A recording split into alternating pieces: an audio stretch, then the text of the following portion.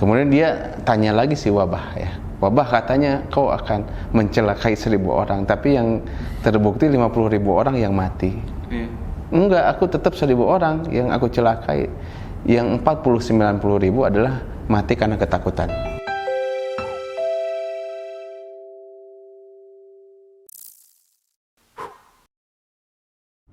Bismillahirrahmanirrahim. Assalamualaikum warahmatullahi wabarakatuh. Waalaikumsalam warahmatullahi. Sahabat Kabilah yang sama-sama dirahmati Allah, tentu saja sebagaimana perkembangan berita dan situasi berkaitan dengan dampak dari COVID-19 atau kita kenal dengan virus corona. Alhamdulillah sudah bersama saya. Di sini ada Ustadz Abdurrahim Dhani. Ya, Ustadz, sehat Ustadz? Alhamdulillah. Alhamdulillah. Baik, bersama dengan Ustadz Abdurrahim Dhani, insya Allah kita akan sama-sama perbincangan bagaimana sikap kita sebagai seorang muslim ya, menyikapi COVID-19 di Kabilah TV. Nah, Ustadz, sebetulnya bagaimana sih perspektif kita ya sebagai seorang muslim menyikapi wabah ini seharusnya, begitu Ustadz? Ya. Bismillahirrahmanirrahim. Assalamualaikum warahmatullahi wabarakatuh. Waalaikumsalam warahmatullahi.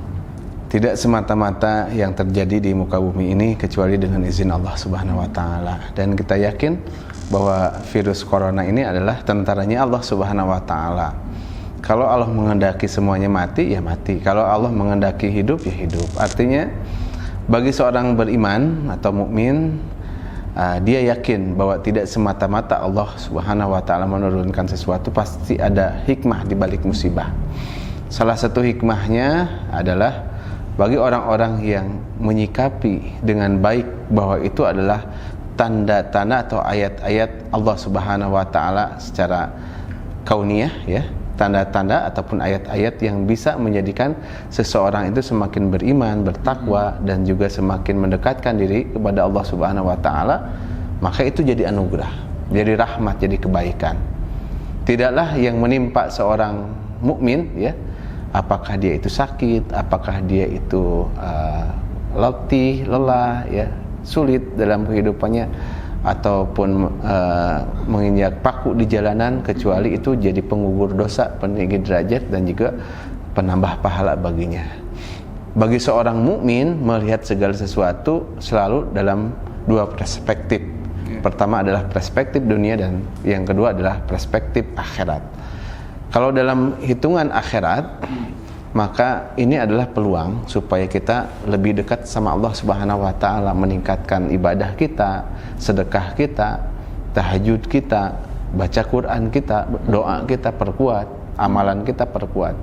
Justru banyak yang sebelumnya ogah-ogahan beribadah, kemudian dia lalai dalam beribadah, setelah kedatangan virus corona ini jadi lebih rajin, jadi lebih sungguh-sungguh. Maka ketahuilah itu jadi rahmat. Tapi sebaliknya, kalau dengan adanya wabah corona ini yang menjangkit ke seluruh dunia ya, di antaranya ke Indonesia juga, kemudian menjadikan kita itu jadi jauh daripada Allah ya, tidak menambah ukuran keimanan, ketakwaan, ataupun tidak semakin bertakarub, mendekatkan diri kepada Allah Subhanahu wa taala, maka itu adalah jadi benar-benar musibah ya, benar-benar menjadi azab ya, karena bagi orang-orang yang kafir atau durhaka, dengan kehadiran corona itu bukan jadi rahmat atau jadi anugerah, tapi azab. Kenapa?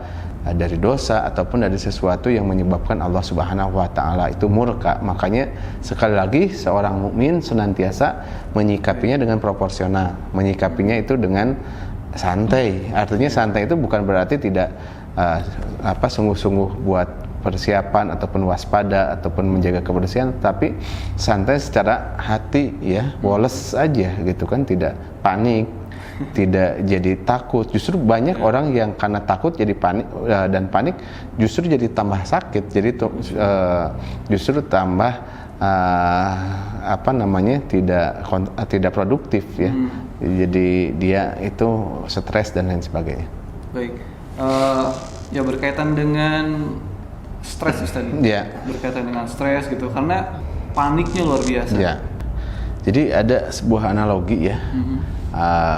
Ada seorang atau serombongan kafilah ataupun orang yang berjalan menuju Damaskus ya. Kemudian dia melihat wabah, dia berdialog dengan wabah. Itu mau apa? Saya mau mencelakakan 1000 orang katanya gitu. Ketika sampai ke negeri Damaskus tersebut, kemudian yang terjadi dicatat bahwa orang yang meninggal itu 50.000 orang. Kemudian dia tanya lagi si Wabah ya. Wabah katanya kau akan mencelakai 1000 orang, tapi yang terbukti 50.000 orang yang mati. Enggak, aku tetap 1000 orang yang aku celakai. Yang 90-90.000 adalah mati karena ketakutan, ya, mati karena stres. Itu sebuah analogi yang sederhana bahwa ternyata kalau kita panik, kalau kita takut, ya, malah menjadikan tubuh kita itu semakin rentan, ya, mudah mendapati penyakit-penyakit yang lainnya, ataupun antibodi kita menjadi tambah memburuk. Justru ketika kita tenang, ya, kalau penelitian dokter katanya ketika kita tenang, kita tetap rileks, ya, maka yang ada itu yang muncul itu hormon endorfin atau hormon kebahagiaan. Dengan hormon kebahagiaan tersebut menjadikan kondisi tubuhnya lebih rentan daripada penyakit. Tapi sebaliknya kalau orang itu stres, orang itu takut, orang itu banyak cemas, banyak kekhawatiran, justru yang muncul dalam tubuh kita itu adalah hormon kortisol. Hormon kortisol ini adalah hormon stres. Ketika seseorang itu dominan hormon kortisol atau hormon stres dalam tubuhnya, asam lambung naik, ya, detak jantung bertambah, pembuluh darah menyempit dan lain sebagainya, dan itu bukan menjadikan tubuh tambah sehat, ya, malah tambah memburuk. Mungkin pengaruh virus corona dalam tubuh seseorang yang menyebabkan seseorang itu jadi parah itu hanya andilnya barangkali 1% atau 2% saja, tapi yang menyebabkan manusia tambah parah, ya, terkena penyakit virus corona itu karena tubuh manusianya yang rentan penyakit karena kekebalan tubuhnya tidak begitu baik, ya.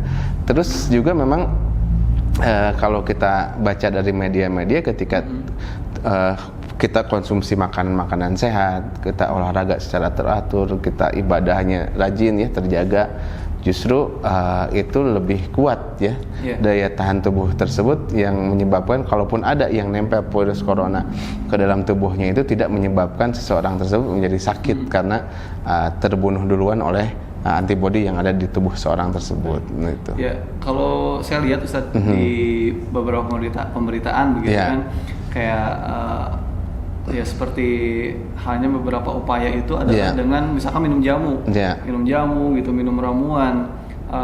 Dari situ semua, kalau yang saya perhatikan begitu Ustadz, pada dasarnya adalah dengan menjaga kondisi tubuh, menjaga kondisi tubuh, dan salah satunya adalah mungkin dengan menjaga pikiran itu tadi, menjaga pikiran dari, ya, menjaga pikiran dari ini saja mungkin kayak ketakutan, ketakutan dan sebagainya. Baik Ustaz, nah ini di antara sahabat kabilah mungkin juga ada yang saat ini dalam keadaan kekhawatiran, begitu Ustaz. Nah mungkin ada pesan-pesan yang bisa disampaikan oleh Ustaz untuk para sahabat kabilah kita. Ya pasti, ya, dampaknya kalau ke travel haji atau umroh ini tertundanya keberangkatan, ya, yang menyebabkan ada timbul rasa khawatir juga, takut juga, ya, stres juga, apakah uang saya nanti kembali ataupun saya jadi berangkat atau tidak, yang menyebabkan kita ini terganggu keikhlasan dalam ibadahnya, ya. Jadi memang kalau kita kembalikan kepada Quran, ya, tidak semata-mata, ya, kejadian itu kecuali atas izin Allah Subhanahu wa taala. Kemudian di dalam surah Al-Hadid ayat ke-22 dan 23, ya, Allah Subhanahu wa taala memberikan isyarat kepada kita ataupun pelajaran yang berharga bahwa kita tidak perlu cemas dan takut terhadap apa yang akan terjadi esok hari. Kenapa? Karena 50.000 tahun takdir hari ini kita mendapatkan rezeki, hari ini kita luput dari kebaikan dan lain sebagainya, sudah Allah tentukan. Pelajarannya apa? Pelajarannya supaya, yang pertama, supaya kita tidak terlalu khawatir, tidak terlalu sedih apa yang luput dari kita, dan yang kedua adalah kita tidak juga terlalu bergembira dengan sesuatu ataupun anugerah yang membuat kita bergembira, karena semuanya sudah ada tulisannya.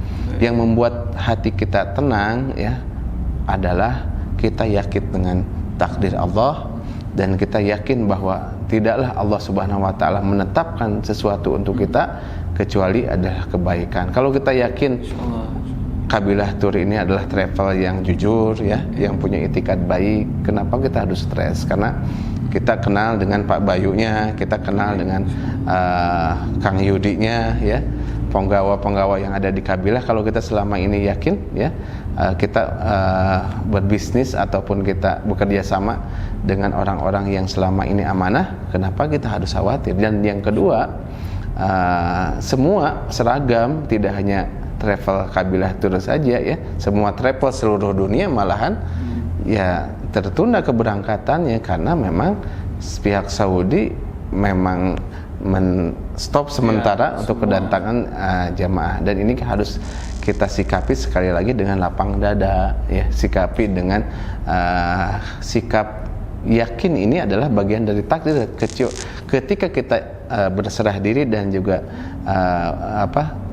meyakini bahwa setiap takdir itu adalah kebaikan untuk kita, maka Allah Subhanahu wa taala dalam satu keterangan akan mengganti setiap rezeki kita itu dengan rezeki yang lebih baik ya. Ketika kita terima, ketika kita tenang, ketika kita menyikapi ini dengan baik, maka Allah Subhanahu wa taala akan berikan rezeki yang lebih baik dalam kehidupan dunia dan kehidupan akhirat. Jadi tenang saja gitu, harus jadi tenang. intinya mau wales ya, gitu. Betul, santai aja, santai aja. Kalau udah rezekinya nggak akan kemana. Insya Allah. Baik, sahabat kabilah, tetap jaga kondisi, jaga pikiran, begitu mungkin saja. Betul. Baik, terima kasih banyak bagi Anda yang sudah menyimak ya kajian bersama dengan Ustaz Abdurrahim Dani. Nah, insya Allah mungkin Ustaz kita bisa lanjutkan lagi di video-video berikutnya. Insya Allah. Jazakallahu khair Ustaz. Amin. Atas waktunya. Dan ya, terima kasih banyak sahabat Kabilah TV. Saya Udi Ardiansyah bersama dengan Ustaz Abdurrahim Dani pamit undur diri.